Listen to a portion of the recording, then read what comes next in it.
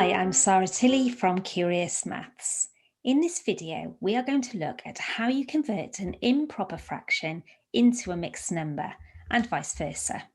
We're going to start at the beginning, so I'm going to show you a range of manipulatives and images that you can use to help your child succeed in this objective at home. Let's start with thinking about what an improper fraction is. And here is an example of an improper fraction, 5/3. We know this is an improper fraction because its numerator, the top number, is greater than the denominator, the bottom number. What that tells us is that this fraction represents more than a whole, because 3/3 would be one whole, and we have 5/3. A mixed number is a number which has both a whole number and a fraction.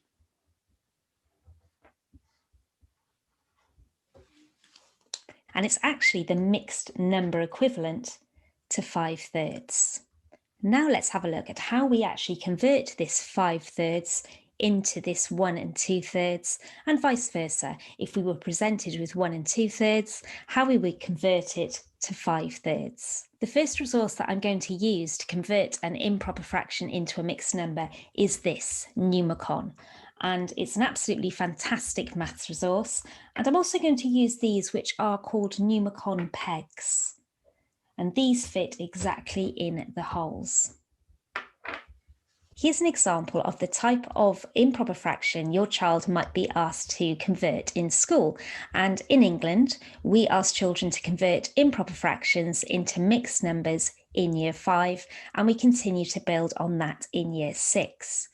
So we'd start off by giving them lots to convert, and we would give them improper fractions and mixed numbers. But over time, we would be expecting children to apply that knowledge. So for example, if they were asked to do some calculation with mixed numbers, they may have an improper fraction answer, and they would be expected to be able to convert that into a mixed number answer. Here's our fraction 8/5. We know that this is improper because the numerator, the top number, is greater than the bottom number. And that tells us that the mixed number is going to be worth more than 1. Now, when you were in school, you might have heard the term top-heavy fraction. That was what it was called when I was in school.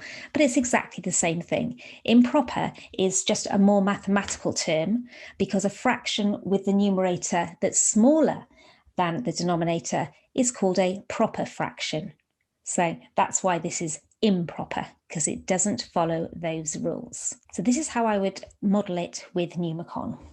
First of all, I would ask children to represent that numerator. And I have got 8 of these Numicon pegs ready for that numerator. And now we're going to represent the denominator, fifths. So we need to get our Numicon 5. And we know it's more than 1, so we're going to put more than 1 out. And the idea with this is your child can estimate how many they need, or if they put too many out, they can take some away, or if they haven't got enough, they can add to it. So it's really flexible. So here are my fifths, and I'm going to put my numerator inside, or in the holes, I should say, of the Numicon fifths. 4/5, 5/5, 6/5, 7/5, 8/5. It's a good opportunity to do a little bit of counting in fractional steps. So here are my 8/5, but I can now actually see what it would be as a mixed number. Here is a whole. There are 5/5 there. So I know that I've got 1 whole. And here I have 3/5, 3 out of 5. So I can represent that as a fraction. So 8/5 is equal to 1 3/5. Let's do another one, this time 10/3. So I know this is an improper fraction because my numerator is greater than my denominator. So I know it's going to be worth more than 1. I have represented my 10, my numerator, with the pegs. And because we're thinking about thirds, I have got my thirds ready to fill in. Now, what we're actually doing is 10 divided by 3. This line here, the vinculum, is actually a divide by line. So we're taking our 10 and we're dividing it into threes. That's actually what we're doing. So 1/3, 2/3, 3/3, etc. So at this point you could say 4/3, or you could say 1 1/3, 1 2/3, 2 wholes, and your child might like to be writing underneath how many holes they've got. Let's keep going. We have some more.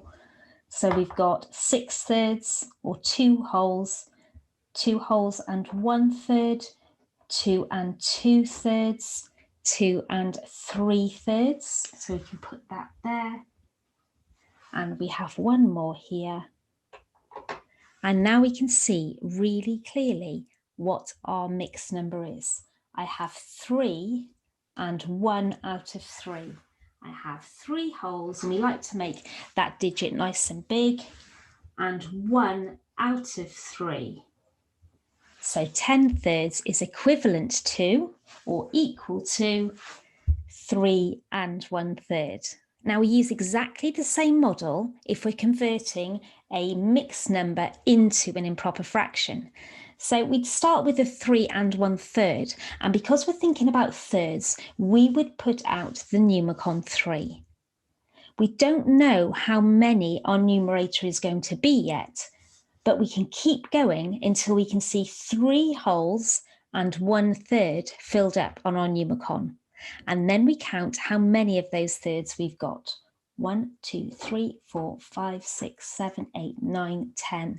We have 10 thirds. You always know you've got a good maths resource when it works both ways, and it really does, as you can see with Numicon, for converting an improper into mixed and a mixed into improper. There's something very powerful about your child being able to see both within the maths that they're doing. The other manipulative I'd like to share with you is this Cuisenaire, and Cuisenaire was named after the Belgian musician who invented them, and they are a series of number rods with different colours, and you'll probably see me using them in many of my videos, but I'm going to use this one now, and the reason I'm showing you this one is even if you haven't got it, it links really well to bar modelling, and bar modelling is another fantastic approach that you can use for this maths, and you don't need anything but a bit of paper and a pencil for that. Here's the bar model, and here is the Cuisenaire. And we use the Cuisenaire in exactly the same way that we use the Numicon. So because we're thinking about fifths, I've got the Cuisenaire rod that can represent 5. And what I've got here is 8 ones to put underneath. So this is how I do it. 1/5, 2/5, 3/5, 4/5, 5/5, making sure they line up, 6/5, 7/5, 8/5, and I can see really easily that 8/5 is equivalent to 1 whole and 3/5, or 3 out of 5. 1 and 3/5. If you don't have any Cuisenaire, but you like the image that it portrays, then you can mimic it using a bar model. And lots of schools are using bar models in this country, in the UK, and across the world. So here is my whole, and here are my parts. And you can see I've divided it into 5 because we're thinking about fifths. So if I want to, I can write the 1 whole there to make that really clear. This is the same as the 5 rod. It's the same idea. So I have got 8/5, and I can shade in 1/5, 2/5, 3, 4, 5/5, 6/5, 7/5, 8/5. And I can read the bar model to see how much I've got. I've got 1 whole and I've got 3/5, and we can label that if we wish. Just like the Numicon, this manipulative Cuisenaire and this image of bar modelling work really well the other way around as well. So if you were to ask your child to represent 1 and 3/5, they could draw the bar model. They would draw the second bar into 5 parts because they're drawing fifths, and then they would shade 1 whole and 3 fifths in. Then they could count how many fifths that is altogether. 1 fifths, 2 fifths, 3 fifths, 4 fifths, 5 fifths, 6 fifths, 7 fifths, 8 fifths. So it works both ways, whichever way you want to do it. Of course, the aim is that your child will be able to convert improper fractions to mixed numbers and vice versa with speed and accuracy, and actually without the need for Cuisenaire or Numicon or the need to draw out a bar model. But this is an important part of the journey, especially if it's new learning. And what we find in school is that if we provide children with opportunities like this to be active mathematicians, then actually, quite frankly, they're more likely to remember more. So by doing this, it gives them that real structure behind the maths. Saying that, by the time they get to year 6 or leave primary school, I would expect them to be able to look at these kind of mixed numbers and improper fractions and convert them fairly quickly in their heads, knowing that 8 divided by 5 is the maths that they're doing. For this one, I also expect children to be able to say, well, if I've got 1 whole, that will be 5 fifths plus 3 fifths more. That would be 8 fifths. Here is a summary of the main teaching points. Consider using manipulatives like Numicon or Cuisenaire or images like bar modelling, especially if it's the first time your child has been introduced to this maths idea. Whilst they're getting busy with their drawing or with their Numicon and their Numicon pegs, ask them to talk about what they're doing.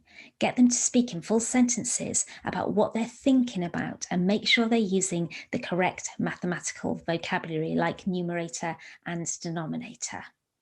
Also, take the opportunity to get them counting out loud in fractional steps.